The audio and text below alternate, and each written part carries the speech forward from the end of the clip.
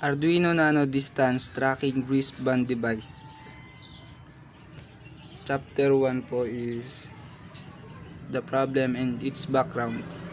Background of the study po is noong 2019 ay nagsimula ang outbreak ng virus galing sa Wuhan, China.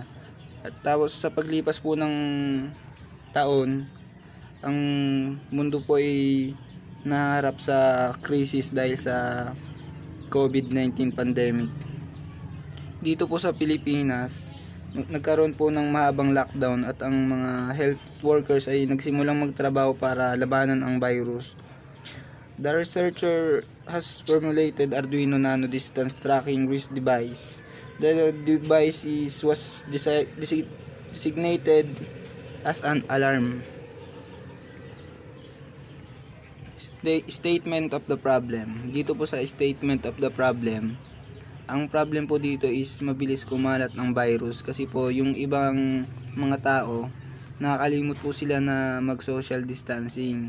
Like for example po sa mga okasyon, nakikipaghalubilo po sila, kaya po minsan nakakalimutan na po nila yung pagso-social distancing. Dito po sa specific problem, mabilis po yung paghahawa ng virus sa bawat individual kasi po nawawala po yung yung social distancing. Katulad po sa mga pampublikong lugar tulad ng palengke.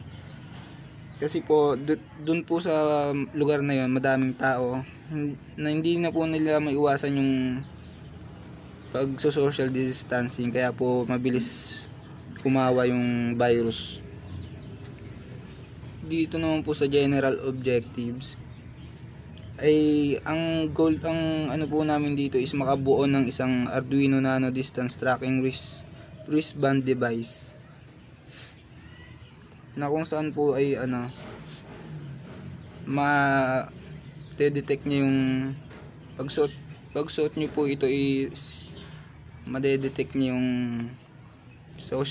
yung distance, at pag malapit sa harap mo, magti-trigger yung device at tutunog. Dito naman po sa specific objectives ay para po mapababa or mapabagal yung pagkalat ng virus. And then ang goal po namin dito is para matulungan yung mga tao sa social distancing at para po mapabagal yung percent ng COVID.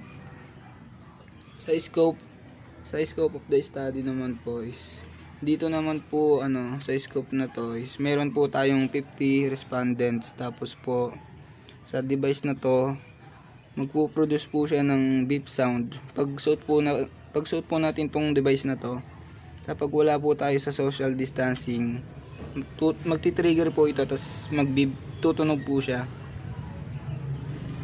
para maiwasan po natin yung pagdikit-dikit. Sa naman po, significance of the study, ang may kinabang po naman dito sa device na to is yung mga students, employees, workers, future researchers. Bakit po may kinabang ang students? Kasi po sila po yung madalas na expose sa labas at laging may nakakasalamuha. Sa employees naman po, ganun din po sila palaging nasa labas. Tapos po sa future researchers, ang mapapakinabangan po nila itong device na to kasi po pwede nila itong i-improve, i-upgrade para po mas mapaganda pa. Ito naman po sa chapter 2, review ng related literature. Sa article po na to is nakagawa po sila ng device ng fire alarm using Arduino Nano. Itong device naman po na ito is nag-a-alarm siya kapag nakaka-detect ng apoy. Dito naman po sa conceptual dito naman po sa conceptual framework. Dito naman po sa conceptual framework may input po, process and output. Sa knowledge requirements, may item analysis and scoring, testing the system, basic electronic concept, wiring connection, software requirements. Tapos may hardware requirements po. Dito na po papasok yung Arduino Nano, ultrasonic sensor, jumper wires, buzzer, circuit board, LEDs, lithium battery, charging module, toggle switch. Tapos sa process po niya ay planning, project identification, creation of title, gathering the information about the project. Tapos may creating physical and logical design, prototype po siya. Development, the Arduino social distance sensor. Ayun po, testing, implementation. Tapos sa output po niya, ito na po yung Arduino Nano distance tracking wristband device. Sa chapter 3 po naman ay methodology. Dito po sa methodology na to is yung figure number 2, prototyping model. Initial requirements, tapos design, prototyping, customer evaluation, review and updating, customer satisfied, development, test and maintain. Tapos po maintain. Ito naman po sa sa user. Pag sa user po, pag sinuot ng user yung device, activate the device, bubuksan niya po yung switch detecting. Tapos po pagkatapos nun, madedetect na po yung object kung may malapit sa kanya. Tapos po tutunog siya pag na-trigger po na malapit. Tapos ito naman po sa buzzer. Dito naman po sa figure 4, block diagram of Arduino Nano device, distance tracking wristband device. May buzzer po siya, LED, microcontroller, charging module, battery, ultrasonic sensor, switch. Tapos po ito pong figure 5 components of Arduino Nano distance tracking wristband device. Meron po siyang battery, lithium battery, ultra sensor, ultrasonic sensor, charging module, jumper wires, may jumper wires din po kasi siya. Tapos mini buzzer, LED, copper board, toggle switch. At ito naman po yung figure number 6, schematic diagram ng Arduino Nano device tracking, distance tracking device.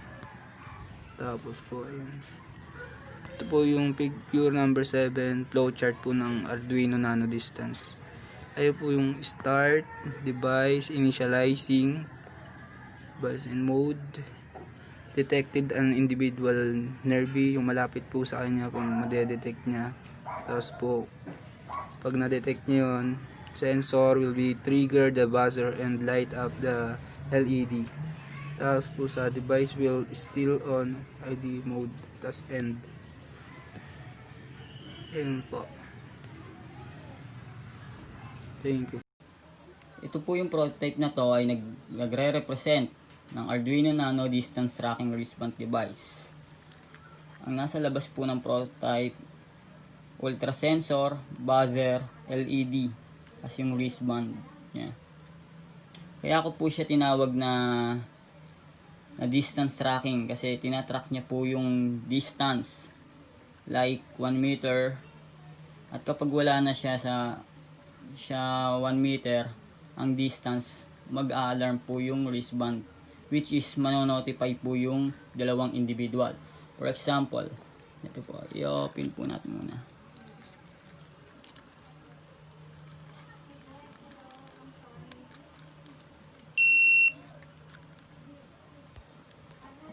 makita yung daliri ko, kaya ganyan. Yan. Ayan, pag sa social distance, hindi po siya mag-alarm, pero pagka like 1 meter, yan, mag-alarm siya, bali ma-remind yung dalawang individual na kailangan nilang dumistance. Kaya, yan. Yan lang po. Thank you po. Ito po yung wristbands namin at ito po yung mga ginamit po namin. Ginamit po namin components. Ang mga ginamit po namin components, ultra sensor, buzzer, LED, lithium battery, toggle switch, charging module, Arduino Nano. Ito pong itim na to, ito po yung tinatawag na microcontroller, kung saan po pumapasok po yung program. Bali yung tinatawag pong pin, so may mga numbering po yan. So makikita mo sa gilid, ito po yan. Ibig sabihin po, kung saan pong number sila nakadefine sa program natin, yun din po dapat nakadefine sa actual prototype. Ito pong ultra sensor, may makikita po kayo nakalagay dyan at nakasulat na trig at echo.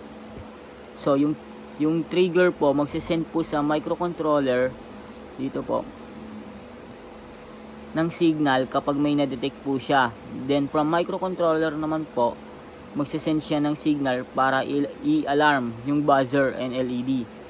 Tapos kapag wala na pong na-detect si trigger, magsisend naman po siya ng echo para i-clear yung mga alarm like buzzer at LED.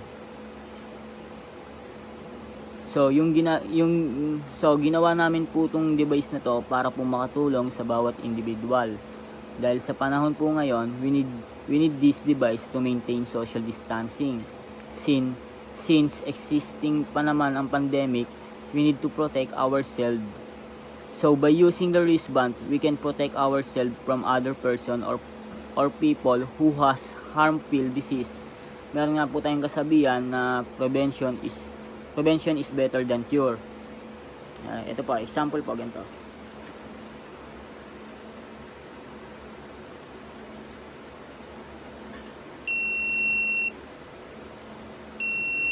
Pag 1 meter po, mag-a-alarm po siya. Mare-remind po yung dalawang individual na kung saan kailangan po nila mag social distance. Yun lang po. Thank you po.